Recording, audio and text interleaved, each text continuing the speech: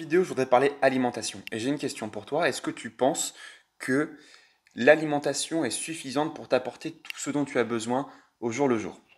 Alors, c'est un sujet qui fait un petit peu débat et que je voulais quand même aborder parce que je le trouve super intéressant. Dans la vie, pour moi, il y a quatre choses hyper importantes: la richesse, les relations amoureuses, sentimentales, familiales et compagnie, et le bonheur. Mais par-dessus tout, et par-dessus ces trois points-là, c'est la santé. Et la santé, on l'aborde notamment via l'alimentation. Et c'est un point qui est super important parce que quand je vois aux États-Unis qu'il y a plus de 40% des gens qui sont obèses, c'est qu'il y a vraiment des problèmes sur notre éducation alimentaire, disons ça comme ça. Alors aujourd'hui, je voudrais qu'on parle du coup de ce sujet que je trouve hyper important et ça va donner déjà un bon aperçu à tous ceux qui n'ont pas idée à quel point la nourriture est importante. Honnêtement, j'ai dû me renseigner sur ce sujet-là il y a 4-5 mois, ça fait pas super longtemps, mais j'ai passé beaucoup de temps sur ces 4-5 mois et j'ai appris des choses très intéressantes que je vais te partager dans cette vidéo, donc reste là, c'est super important.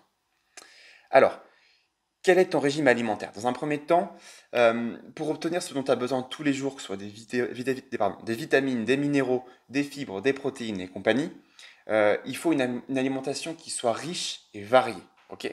Si tu fais que des fast-foods et que tu manges du sucre comme un fou, a priori, tu n'auras pas ce dont tu as besoin.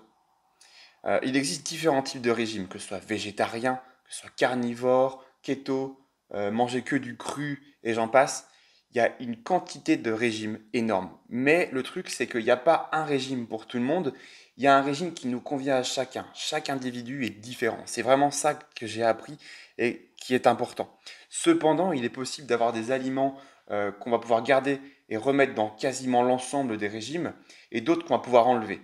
Notamment, ce qu'on voit qui est très souvent enlevé, c'est tout ce qui est à base de blé et notamment ce fameux gluten qui est problématique. Aussi, une question importante, c'est qu'est-ce que tu attends de ton alimentation? Est-ce que tu es là pour te nourrir et faire en sorte de passer ta journée et faire ça au jour le jour sans avoir une vision long terme? Ou est-ce que tu attends que ton alimentation vienne t'aider sur du long terme, te protège, te permette d'avoir la santé dont tu as envie d'avoir? C'est une question que je te pose du coup, hein. Je suis vraiment curieux de le savoir. Et comment est-ce que toi, tu t'organises pour gérer ton alimentation? C'est ça aussi qu'il faut prendre en considération. Par exemple, moi je vois il y avait un athlète de haut niveau qui prenait un McDo tous les jours, midi, soir, et qui, à la fin, faisait un topo de ce qu'il avait. Et en fin de compte, il n'avait pas pris un pet de gras et était resté le même. Pourquoi? Parce qu'en fait, le mec, il était capable de compenser énormément par le sport et prenait pas un pet de gras. Mais est-ce que c'est pour autant la bonne solution? Est-ce que la prise de gras est le seul indicateur de la qualité de notre alimentation? Je ne suis pas tout à fait convaincu de ça. Je pense que justement, il y a beaucoup d'autres points à prendre en considération, tout simplement. Alors, il faut, comme dans la thématique que j'aborde souvent, qui est la productivité et l'organisation, il faut régulièrement essayer d'éviter la récompense immédiate au profit d'une alimentation qui te protège des maladies et notamment les plus connues, cancers, neurodégénératives liées à ton cœur. C'est vraiment les points les plus importants et c'est là où il y a le plus d'admissions dans les hôpitaux. C'est les trois points les plus fréquents, d'accord? Cerveau, cœur, cancer, tout simplement. Alors pour cela, il faut donc s'assurer de comprendre pourquoi tel régime est bon pour toi, pourquoi tel aliment est bon, et à l'inverse, lequel n'est pas bon. Il faut aussi prendre en considération la source de tes aliments. Est-ce que ça provient de quelque chose qui est le plus naturel possible, ou est-ce que malheureusement, tu as dû prendre quelque chose dans un commerce lambda via un truc qui est peut-être extrêmement traité? Alors, il y a du coup des facteurs qui sont internes et d'autres qui sont externes, et c'est ça qui est important. Maintenant, je voudrais parler des apports nutritionnels conseillés, ANC, ou alors en anglais DRV. En Europe, c'est l'autorité européenne de sécurité des aliments qui donne ces taux.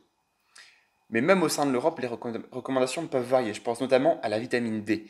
D'un pays à l'autre, les recommandations varient, et c'est ça qui est assez impressionnant. Juste pour contextualiser, la vitamine D, c'est la vitamine du soleil, comme on dit. C'est ta peau qui prend le soleil et qui va matérialiser cette vitamine-là. Mais on peut aussi l'avoir par la nourriture.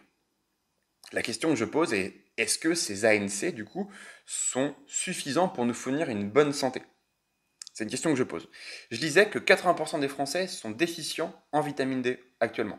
Aux États-Unis, 85% des gens, environ, entre 80 et 90%, manquent de magnésium.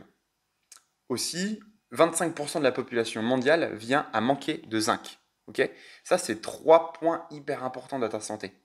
Que ce soit des minéraux ou des vitamines, ces trois-là ont un impact considérable. Mais pour autant, beaucoup de monde en manque. Du coup, la question c'est, si on a de telles carences, est-ce que la nourriture nous permet réellement d'avoir ce dont on a besoin? Avant de répondre à cette question-là, je voudrais aborder une autre chose, c'est le fait que les sols soient pollués. Il faut prendre en considération que ce soit les entreprises qui déversent plein de conneries dans la nature, notamment les usines, le fait qu'on utilise de plus en plus de pesticides. On utilise en ce moment 4,6 millions de tonnes de pesticides, alors qu'il y a 30 ans, on était à 1,7. En fait, on a fait le choix d'avoir plus de nourriture en quantité pour pouvoir éviter les famines. C'est ça le truc. C'est plus de bouffe, moins de qualité, mais plus de gens sont nourris, donc moins de décès. Ce que je comprends. On joue plus sur la quantité que sur la qualité. On serait resté à faire du bio toute notre vie, on aurait beaucoup de famine, on aurait beaucoup moins de population sur Terre, tout simplement. Aujourd'hui, avec la science, on commence à comprendre et à prendre en considération le fait que les pesticides ne sont pas forcément la meilleure chose pour nous. C'est une sorte de choix à faire, il faut être conscient du choix qu'on fait. C'est d'ailleurs pour ça que beaucoup de gens vont vers le bio. D'accord? Les gens comprennent que les pesticides et tout ce qui est autour, qui va modifier nos légumes et la source de notre agriculture, mais aussi la viande qu'on va manger, bref, toute notre nourriture en fin de compte, eh bien, elle est polluée par tous ces trucs-là. Donc, quand on voit qu'on a des pesticides, des métaux lourds, et j'en passe, toutes les choses qui sont négatives sur notre santé et qu'on va absorber au fur et à mesure, par exemple les bouteilles d'eau, j'en vois une à côté de moi, il y a du plastique dans chacune des bouteilles d'eau qu'on boit. Et j'en viens du coup à poser une nouvelle question, c'est est-ce que cela implique de prendre une supplémentation, des compléments alimentaires et compagnie? Pour moi, l'alimentation fait quand même beaucoup, mais il est très difficile d'avoir l'ensemble de tous les apports nutritionnels conseillés chaque jour. Et donc, du coup, on sait qu'il faut prendre certains compléments. La question qui se pose, c'est comment éliminer le mieux possible ces toxines et métaux lourds, mais aussi bien se supplémenter par rapport à ces vitamines et minéraux qu'on n'aurait peut-être pas suffisamment. Pour moi, la réponse est simple, c'est la complémentation. Alors, certains compléments ont fait leur preuve contre le cancer, d'autres ont fait leur preuve sur l'élimination des métaux lourds. Donc, c'est quand même intéressant de pouvoir se dire qu'on peut se protéger à long terme, tout en ayant bien évidemment une bonne alimentation, mais aussi une complémentation.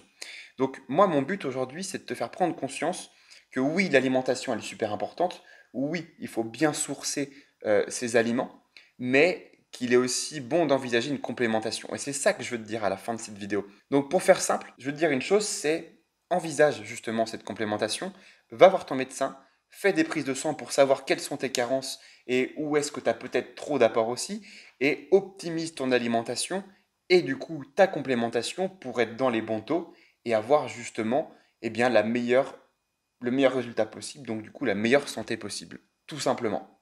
J'espère que cette vidéo t'a plu et je referai sûrement des vidéos sur le thème de la santé, la bouffe, le sport et compagnie. Voilà. Allez, à bientôt. Ciao.